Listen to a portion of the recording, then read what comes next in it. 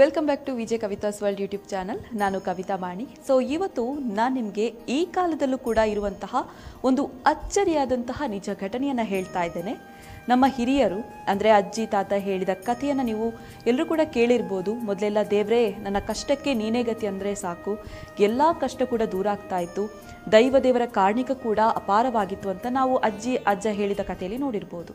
So ಕೆಲವೊಮ್ಮೆ ರಕ್ಷಣೆಗೆ ನಾಗದೇವರು ಕೂಡ ಪ್ರತ್ಯಕ್ಷ ಆಗ್ತಾ ಇದ್ರು, ಕುಟುಂಬಕ್ಕೆ ಕಾವಲಾಗ್ತಾ ಇದ್ರು ಅನ್ನುವಂಥದ್ದನ್ನು ಕೂಡ ನಾವು ಕೇಳಿದ್ದೇವೆ, ನೋಡಿದ್ದೇವೆ ಕೂಡ, ಅಂದರೆ ಕಥೆಗಳಲ್ಲಿ ನೋಡಿದ್ದೇವೆ. ಇಂತಹ ಕಥೆಗಳನ್ನು ಕೇಳುವಾಗಲೇ ಅರೆ ಹೌದಾ ಅಂತ ಅನಿಸುತ್ತೆ, ಅಂದರೆ ಅಚ್ಚರಿ ಮೂಡುತ್ತೆ ನಮ್ಮಲ್ಲೂ ಕೂಡ. ಆದರೆ ಈಗಲೂ ಕೂಡ ಇಂತಹ ನಿಜ ಪವಾಡಗಳು ನಡೀತಾ ಇದೆ ಅಂದರೆ ನಂಬ್ತೀರಾ ನೀವು? ಇದೆಲ್ಲ ಸುಮ್ಮನೆ ಮಾರ್ರೆ, ಖಂಡಿತ ಮೂಢನಂಬಿಕೆ ಅಂತ ಹೇಳಿಬಿಡ್ತೇವೆ, ಹೌದಲ್ವಾ?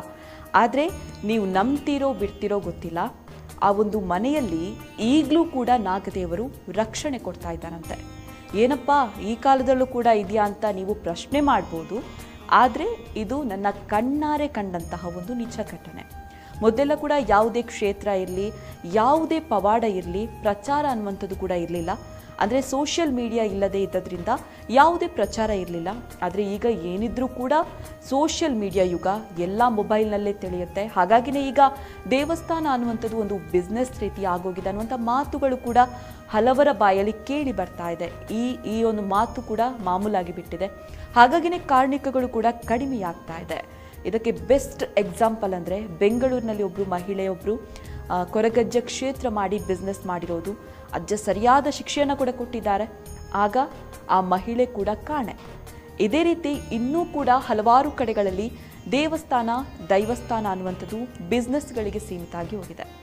ಇಷ್ಟೆಲ್ಲ ಆಗುವಾಗ ಅಯ್ಯೋ ಯಾವುದನ್ನು ನಂಬೋದು, ಯಾವುದನ್ನು ಬಿಡೋದು ಅಂತ ನಮಗೆ ಅನಿಸುತ್ತೆ, ಹೌದಲ್ವಾ? ಆದರೆ ನೀವು ನಂಬ್ತಿರೋ ಬಿಡ್ತಿರೋ ಗೊತ್ತಿಲ್ಲ. ಆದರೆ ಇಲ್ಲೊಂದು ಮನೆ ಮಾತ್ರ ದೇವಸ್ಥಾನವೇ ಆಗಿ ಹೋಗಿದೆ. ಇಲ್ಲಿನ ಕತೆ ಕೇಳಿದರೆ ಇಲ್ಲೇ ಭಕ್ತಿಯಿಂದ ಕೈ ಮುಗಿಯೋಣ ಅಂತ ಅನಿಸುತ್ತೆ.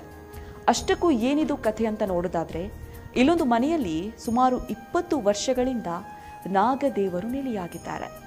ಮನೆಯ ಒಳಗೆ ಹುತ್ತ ನಿರ್ಮಾಣವಾಗಿದೆ. ಒಂದು ವೇಳೆ ಹುತ್ತವನ್ನು ಕೆಡವಿದ್ರೆ ಮತ್ತೆ 2 ನಿಮಿಷದಲ್ಲಿ ಅದೇ ಹುತ್ತ ನಿರ್ಮಾಣ ಆಗುತ್ತೆ. ಮನೆಯಲ್ಲಿ ನಾಗದೇವರ ಏನು ಮಾಡಲ್ವಾ ಅಂತ ನೋಡಿದರೆ ಖಂಡಿತ ಈ ನಾಗ ಏನೂ ಮಾಡಲ್ಲ. ಇವರ ರಕ್ಷಣೆಗಾಗಿ ಈ ಮನೆಯಲ್ಲಿ ವಾಸ ಮಾಡ್ತಾ ಇದೆ. ಇವರಿಗೆ ಯಾವುದೇ ರೀತಿಯ ಆಪತ್ತು ಬಾರದ ಹಾಗೆ ರಕ್ಷಣೆ ಮಾಡ್ತಾ ಇದೆ. ಕಾಳಿಂಗ ಸರ್ಪವನ್ನು ಹೆಚ್ಚಾಗಿ ನಾವು ಫೋಟೋದಲ್ಲಿ ಕಂಡಿರ್ತೇವೆ. ಅದು ಕೂಡ ಸುಬ್ರಹ್ಮಣ್ಯದಲ್ಲಿ ಇದೆ ಅಂತ ನಾವು ಕೇಳಿದ್ದೇವೆ, ನೋಡಿಲ್ಲ, ಹೌದಲ್ವಾ? ಆದರೆ ಈ ಮನೆಯ ಹತ್ತಿರ ಕಾಳಿಂಗ ಸರ್ಪ ಕೂಡ ವಾಸ ಮಾಡ್ತಾ ಇದೆ ಅನ್ನುವಂಥ ಮಾತು ಕೂಡ. ಇದನ್ನು ಈ ಮನೆಯವರೇ ಸ್ವತಃ ಎಷ್ಟೋ ಬಾರಿ ಕಂಡಿದ್ದಾರೆ. ಅವರೇ ಹೇಳಿರುವಂತಹ ನಿಜ ಘಟನೆ ಕೂಡ ಇದು. ನಾವು ತುಂಬ ಕಡೆ ಕೇಳಿರ್ತೇವೆ, ನಾಗದೇವರಿದ್ರೆ ತುಂಬ ಶುದ್ಧವಾಗಿರಬೇಕು, ಮಧುಮಾಂಸಗಳನ್ನು ಮಾಡಬಾರ್ದು, ಹೆಣ್ಮಕ್ಳು ಋತು ಸಂದರ್ಭ ತುಂಬ ಜಾಗ್ರತೆ ಮಾಡಬೇಕು ಅಂತ ಹೇಳಿದ್ದನ್ನು ಕೇಳಿದ್ದೇವೆ. ಅದನ್ನು ಈಗಲೂ ಕೂಡ ಪಾಲಿಸಿಕೊಂಡು ಬರ್ತಾ ಇದೆ, ಹೌದಲ್ವಾ? ಆದರೆ ಇಲ್ಲಿ ನೋಡೋದಾದರೆ ಯಾವುದೇ ರೀತಿಯ ಕ್ರಮಗಳಿಲ್ಲ. ಮಾಮೂಲಾಗಿ ಹೇಗಿರ್ತೇವೋ ಹಾಗೇ ಇರ್ತಾರೆ ಇಲ್ಲಿನ ಮನೆಯವರು. ಮಾಂಸಾಹಾರಿ ಪದಾರ್ಥ ಮಾಡ್ತಾರೆ, ತಿಂಗಳ ಋತು ಸಂದರ್ಭ ನಾಗನನ್ನು ನೋಡ್ತಾರೆ. ಆದರೆ ಇಲ್ಲಿವರೆಗೂ ಕೂಡ ಯಾವುದೇ ದೋಷಗಳಿಲ್ಲ. ಇನ್ನೊಂದು ವಿಚಾರ ಹೇಳಿದರೆ ಶಾಕ್ ಆಗಿಬಿಡ್ತೀರಾ. ಮನೆಯವರು ಯಾರೂ ಇಲ್ಲದ ವೇಳೆ ಈ ಮನೆಗೆ ಅಪರಿಚಿತರು ಬಂದರೆ ಅಥವಾ ಯಾರಾದರೂ ನೆಂಟರು ಗಿಂಟ್ರು ಯಾರಾದರೂ ಬಂದರೆ ಗೇಟಿನಿಂದ ಈ ನಾಗ ಒಳ ಬರೋದಕ್ಕೆ ಬಿಡೋದಿಲ್ಲ ಅಂತೆ, ಅಲ್ಲೇ ಕಾವಲಾಗಿರುತ್ತೆ. ಆ ಮನೆಯ ಮಕ್ಕಳು ಸ್ಕೂಲ್ನಿಂದ ವಾಪಸ್ ಬರಬೇಕಾದ್ರೆ ಸರ್ರನಂತ ಹಾವು ಬರುತ್ತೆ. ಮನೆಯ ಒಳಗೆ ಹೋದ ತಕ್ಷಣ ಅಲ್ಲಿಂದ ಮಾಯ. ಅಂದರೆ ಆ ಮನೆಯ ಮಕ್ಕಳು ಬರುವಂತಹ ಸಂದರ್ಭದಲ್ಲಿ ಮಾತ್ರ ಆ ನಾಗ ಬರುತ್ತೆ. ಮನೆಯೊಳಗೆ ಮಕ್ಕಳು ಹೋದ ತಕ್ಷಣ ಅಲ್ಲಿದ್ದ ನಾಗ ಮಾಯವಾಗಿ ಬಿಡುತ್ತೆ. ಸಾಮಾನ್ಯವಾಗಿ ಮನೆಯ ಸಾಕು ಪ್ರಾಣಿಗಳು ನಮಗೆ ಕಾವಲಾಗಿರುತ್ತೆ. ಅಂದರೆ ನಮ್ಮ ಹಿಂದೆನೇ ಬರೋದು ಅಥವಾ ನಮಗೆ ಏನಾದರೂ ಯಾರಾದರೂ ಮಾಡಿದರೆ ಅವರಿಗೆ ಈ ಒಂದು ನಾಯಿ ಇದ್ದರೆ ಬೊಗಳೋದು, ಆ ಥರ ಇರ್ತಾಯಿತ್ತು. ಆದರೆ ಇಲ್ಲಿ ದೈವಶಕ್ತಿ ಇರೋ ನಾಗದೇವರೇ ಕಾವಲು ಅಂದರೆ ನಿಜಕ್ಕೂ ನೀವು ಅಚ್ಚರಿ ಪಡಲೇಬೇಕು. ಈ ನಾಗನ ಸಂಚಾರ ಕೂಡ ಕಂಡು ಊರಲ್ಲಿದ್ದವರೆಲ್ಲ ಹೇಳ್ತಾರೆ, ನಿಮಗೆ ಏನೋ ದೋಷ ಇರಬೇಕು, ಹಾಗಾಗಿ ನಿಮ್ಮನ್ನು ಈ ನಾಗಗಳು ಬಿಡ್ತಾ ಇಲ್ಲ, ಎಲ್ಲಿಯಾದರೂ ಒಂದು ಕಡೆ ಹೋಗಿ ನೀವು ಪ್ರಶ್ನೆ ಕೇಳಿ ಅಂತ ಹೇಳ್ತಾರಂತೆ. ಅವರ ಮಾತನ್ನು ಕೂಡ ಕೇಳಿ ಪ್ರಶ್ನೆನೂ ಕೇಳೋಕ್ಕೆ ಹೋಗ್ತಾರೆ. ಆದರೆ ಅವರಿಗೆ ಗೋಚರ ಆಗಿರುವಂಥದ್ದು ಅದಕ್ಕೆ ಏನು ಮಾಡಬೇಡಿ, ಅದು ನಿಮ್ಮ ರಕ್ಷಣೆಗೆ ಇರೋದು ಅಂತ. ಬೇಕಾದರೆ ಹುತ್ತ ಕೆಡವಿ ಮನೆಯೊಳಗೆ ಹುತ್ತ ಇರೋದು ಸರಿಯಲ್ಲ ಅಂತ ಹೇಳ್ತಾರೆ. ಆದರೆ ಅವರ ಮಾತು ಕೇಳಿ ಮನೆಯವರು ಕೂಡ ಹುತ್ತವನ್ನು ಕೆಡವ್ತಾರೆ. ಕೆಡವಿದ 2 ನಿಮಿಷ ಅಷ್ಟೇ, ಬರೀ 2 ನಿಮಿಷದಲ್ಲಿ ಮತ್ತೆ ಅದೇ ಜಾಗದಲ್ಲಿ ಹುತ್ತ.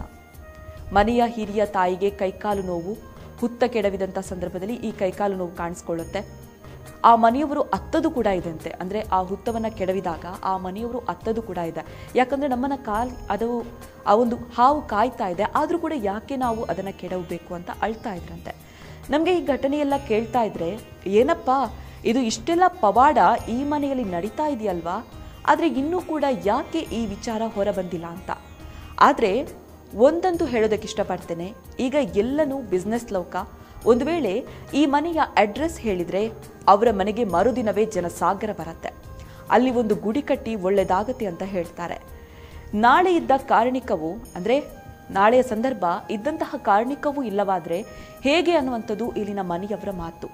ನೀವು ಹೇಳ್ಬೋದು ಜಸ್ಟ್ ವ್ಯೂಸ್ಗಾಗಿ ಈ ಥರ ವಿಡಿಯೋ ಮಾಡ್ತಾ ಇದ್ದೇನೆ ಅಂತ, ಆದರೆ ಖಂಡಿತ ಇಲ್ಲ. ನಂಬಿಕೆ ಪವಾಡಗಳು ಇನ್ನೂ ಕೂಡ ಜೀವಂತವಾಗಿದೆ ಅಂತ ಹೇಳೋಕೆ ಈ ವಿಡಿಯೋ. ಇನ್ನು ಕೆಲವರು ಇಷ್ಟೆಲ್ಲ ಆದರೆ ನಾಗನನ್ನು ತೋರಿಸಬೇಕಿತ್ತು ಅಂತಾನೂ ಹೇಳ್ಬೋದು. ಆದರೆ ನಾವು ರಾತ್ರಿ ಹೊತ್ತು ಹೋಗಿರುವಂಥದ್ದು, ಹಾಗಾಗಿ ನಾಗ ನೋಡೋದಕ್ಕೆ ಸಿಗಲಿಲ್ಲ. ಇನ್ನು ನಾಗ ಹೊರಬರೋದು ಬೆಳಗಿನ ಹೊತ್ತು, ಮತ್ತೆ ಮನೆಯಲ್ಲಿ ಯಾರೂ ಇಲ್ಲದಾಗ ಅಪರಿಚಿತರು ಏನಾದರೂ ಬಂದರೆ, ಹಾಗೂ ಸಂಜೆ ಮಕ್ಕಳು ಮನೆಗೆ ಬರುವಂಥ ಹೊತ್ತಲ್ಲಿ ಹುತ್ತದಿಂದ ಹೊರಕ್ಕೆ ಬರೋದು ಈ ನಾಗ. ಇಷ್ಟೆಲ್ಲ ಹೇಳಿದ ಮೇಲೂ ಇಲ್ಲ ನೀವು ಸುಳ್ಳು ಹೇಳ್ತಾ ಇದ್ದೀರಾ, ನಾವು ಇದನ್ನು ನಂಬಲ್ಲ ಅನ್ನೋದಾದರೆ ನನ್ನ ಜೊತೆ ಪ್ರೂಫ್ ಕೂಡ ಇದೆ, ನನ್ನ ಕಾಂಟ್ಯಾಕ್ಟ್ ಮಾಡ್ಬೋದು. ನಾನು ಸ್ವತಃ ಅವರ ಮನೆಗೆ ಹೋಗಿ ಅವರ ಮನೆಯವರ ಜೊತೆ ಕೇಳಿನೇ ಈ ಮಾಹಿತಿಯನ್ನು ಪಡ್ಕೊಂಡಿರೋದು. ಹುತ್ತವನ್ನು ಕೆಡವಿಲ್ಲ ಅಂದರೆ ಇಡೀ ಮನೆಯೇ ಹುತ್ತ ಆಗುತ್ತೆ. ಹಾಗಾಗಿ ಈ ಹುತ್ತ ಬೆಳೆದ ಹಾಗೆ ಕೆಡವ್ತಾ ಇದ್ದಾರೆ. ಹುತ್ತದ ವಿಡಿಯೋ ಕೂಡ ಹಾಕಿದ್ದೇನೆ. ಏನೇ ಸಂಶಯ ಇದ್ರೂ ಕೂಡ ಕಮೆಂಟ್ನಲ್ಲಿ ತಿಳಿಸಿ. ನೆಕ್ಸ್ಟ್ ವಿಡಿಯೋದಕ್ಕೆ ನಿಮ್ಮ ಆನ್ಸರ್ ಕೊಡ್ತೇನೆ.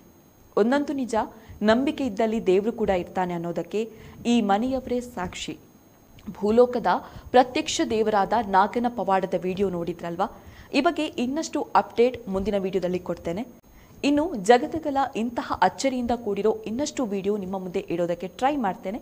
ಇವೆಲ್ಲದಕ್ಕೂ ನಿಮ್ಮ ಸಪೋರ್ಟ್ ಬೇಕು. ಹಾಗಾಗಿ ನಮ್ಮ ವಿಡಿಯೋನ ಶೇರ್ ಮಾಡಿ, ಲೈಕ್ ಮಾಡಿ, ಸಬ್ಸ್ಕ್ರೈಬ್ ಮಾಡಿ, ಜೊತೆಗೆ ಬೆಲ್ ಐಕಾನ್ ಕ್ಲಿಕ್ ಮಾಡಿ.